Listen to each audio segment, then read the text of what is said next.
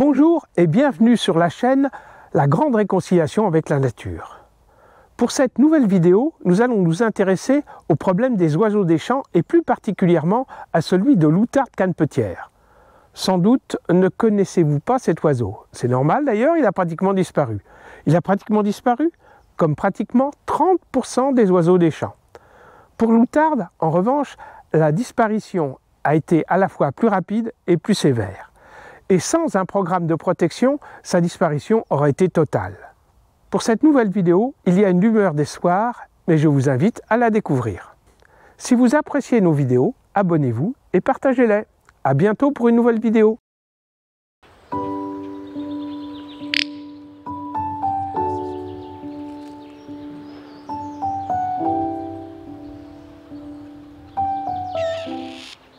Depuis le début des années 1980, les conditions de vie se sont fortement dégradées pour l'outarde canepetière.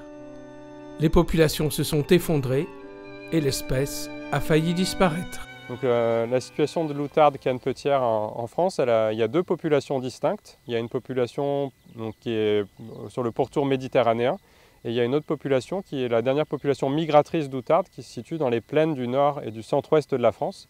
Et cette population-là a connu un déclin très important, moins 95% entre les années 70 et 2000, si bien que cet oiseau, on le donnait, en tout cas cette population-là, on l'a donné pour éteinte quasiment dans les années 2000 à 2010, on se disait l'oiseau va disparaître. Et en fait, on a réussi à maintenir la population en mettant un certain nombre d'actions en lien avec les agriculteurs pour préserver l'habitat de cette espèce, et ce qui a permis de maintenir cette population, mais elle a malgré tout disparu de bon nombre de départements, c'est-à-dire qu'on ne la retrouve plus aujourd'hui sur le bassin parisien. On la retrouve uniquement, donc principalement en Poitou-Charentes, donc Vienne, Deux-Sèvres, Charente, Charente-Maritime, un petit peu dans l'Indre, l'Indre-et-Loire et le Maine-et-Loire. C'est les 7 derniers départements où on la retrouve encore aujourd'hui dans ces plaines du centre-ouest de la France.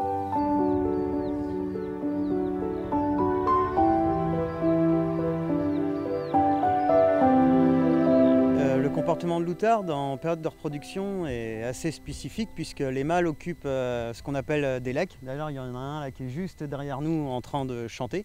Donc c'est des territoires que les mâles vont défendre et qui vont se batailler un peu les uns les autres. Voilà, ce sont ce qu'on appelle plus communément des places de champ, où ils vont être là en parade pour pouvoir attirer des femelles sur la zone afin de se reproduire avec elles.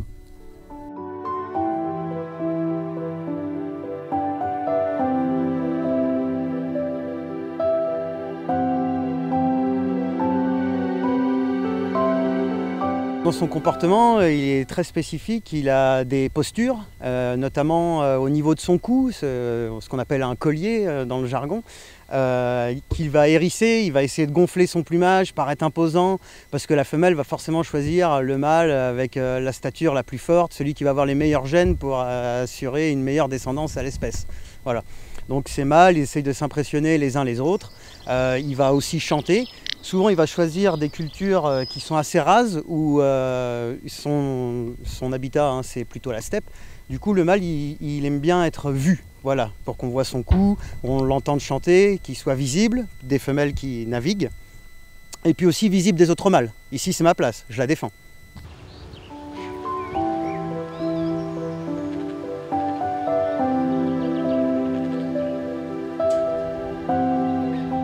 Pourquoi l'outarde aujourd'hui est en voie de disparition? La cause principale, c'est la disparition de son habitat. L'habitat de l'outarde, ce sont des milieux herbacés dans des zones de plaine. Et aujourd'hui, il y a très peu de zones enherbées dans les milieux de plaine céréalière. Et puis en plus, ces parcelles enherbées, il faut qu'elles soient propices à sa reproduction. L'outarde est un oiseau qui niche au sol et qui donc il ne faut pas qu'il y ait de fauche pendant sa période de reproduction, la période la plus sensible pour l'outarde va être de mi-mai jusqu'à fin juillet. Donc c'est la période pendant laquelle elle va pondre ses œufs, puis ensuite élever ses jeunes. Et puis la deuxième cause de disparition, c'est vraiment la disparition des insectes. On a vraiment un effondrement des communautés d'insectes. Et si l'outarde est plutôt un oiseau herbivore, elle va, comme tous les oiseaux, avoir besoin de ressources en insectes importantes pour élever ses jeunes. Donc quand on dit important, on a souvent un chiffre qui marque, c'est qu'on estime qu'un poussin d'outarde a besoin de l'équivalent de 200 criquets par jour pendant ses premiers jours. Donc une outarde va avoir 3 à 4 poussins. Donc on se rend compte de la quantité très importante d'insectes dont elle a besoin. Et ces insectes, voilà, avec le déclin des insectes, il est aujourd'hui très difficile pour elle de trouver la quantité de nourriture suffisante à l'élevage de ces jeunes.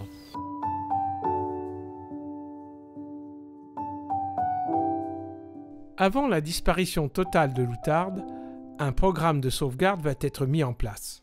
Alors l'action principale va justement chercher à recréer un habitat qui soit propice à l'outarde. Donc, il y a des contrats de mesures agro-environnementales qui consistent à mettre en place un couvert herbacé qui va être non fauché pendant sa période de reproduction. Et l'absence d'intrants, de produits chimiques, va permettre d'avoir une certaine richesse en insectes. Donc finalement de pallier aux deux causes principales de la disparition des outardes, que sont la présence d'un couvert herbacé qui soit non fauché pendant sa période de reproduction et riche en insectes. Donc oui, les solutions existent et sont connues. Aujourd'hui, l'outarde est encore présente en 2021, alors qu'au début des années 2000, ce n'était pas gagné qu'elle soit encore là aujourd'hui. L'évolution de l'agriculture est donc grandement mise en cause dans la disparition de l'outarde.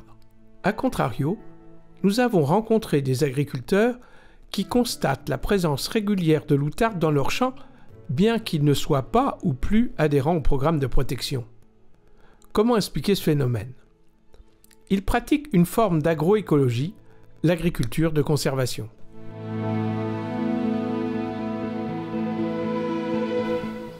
J'ai adhéré donc à ce programme-là parce qu'il y avait déjà des outardes sur mes terrains. Donc je me suis dit, pourquoi pas? Et en fait, je me suis aperçue qu'elles n'allaient pas forcément dans les espaces dédiés à elles. C'est-à-dire qu'en fait, elles venaient dans mes champs qui étaient juste à côté, manger mon blé et venaient dans le blé également pour leur nourriture, c'est-à-dire les criquets, tous les insectes qui étaient très riches dans mes parcelles. Alors l'outarde, elle se pose dans un endroit, par ici, où il y a un peu de cailloux quand même. Parce que les cailloux, qu'est-ce que ça fait? Ça permet de réchauffer les œufs et de les réchauffer eux. Donc ça, c'est un point. Ensuite, elles sont là parce qu'il y a à manger, donc ce qui est logique, et parce qu'on ne les débranche pas également. J'ai très peu d'intervention sur mes parcelles, puisqu'en fait, je sème ma culture principale, je vais désherber, et ensuite, je n'interviens plus, hormis le fongicide qui va être vraiment en dernier recours. Donc en fait, il y a très peu d'intervention sur la culture.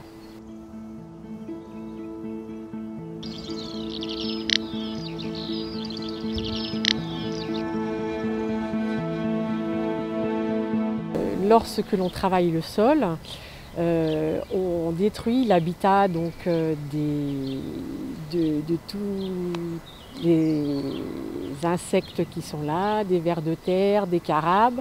Ça fait un petit peu comme un pseudanie quand on travaille le sol, on balance tous les habitants qui sont sur le sol en fait, et on casse aussi leur habitat.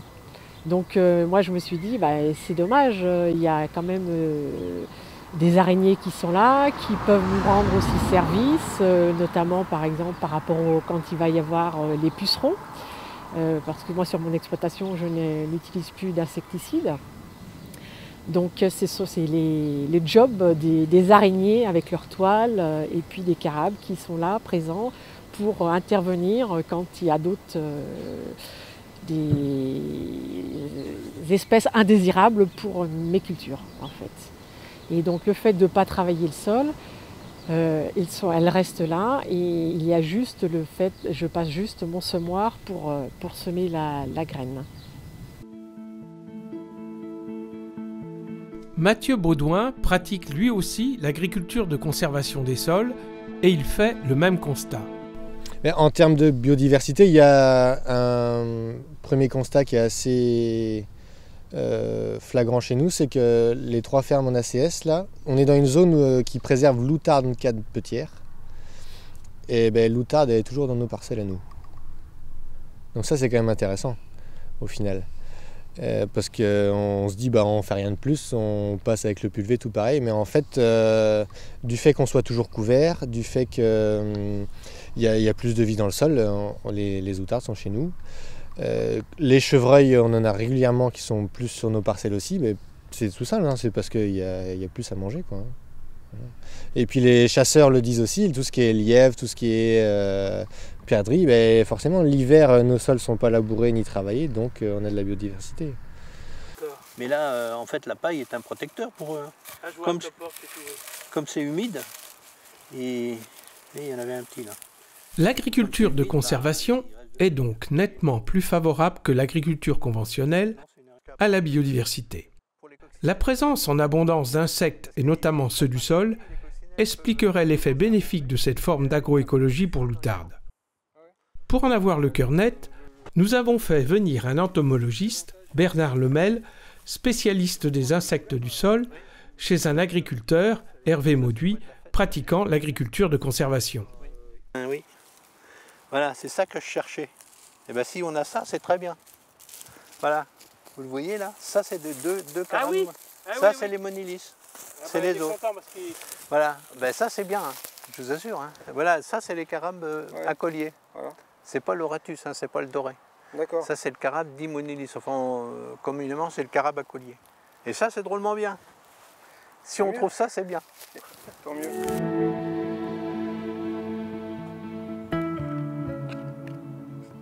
Je vois pas s'il y a des soies sur le... Ah oui, ça c'est bien celui-là.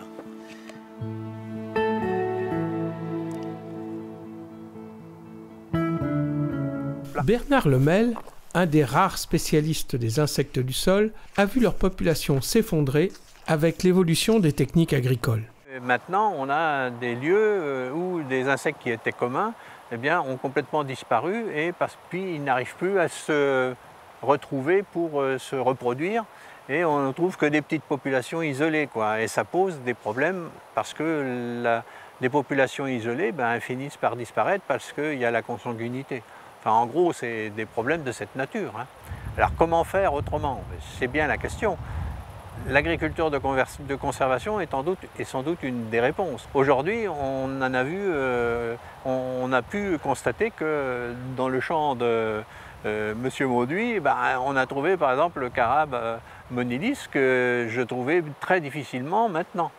Et une autre petite espèce que je n'ai pas identifiée, mais dont je sais qu'elle est plutôt rare, parce qu'elle vit de façon endogée. Ce qui est intéressant chez les carabiques et les staphylins, c'est que la plupart du temps, ce sont des carnivores très intéressants pour réguler les populations de pucerons, d'altises, tout ce que vous voulez, et d'insectes du sol qui sont néfastes aux cultures.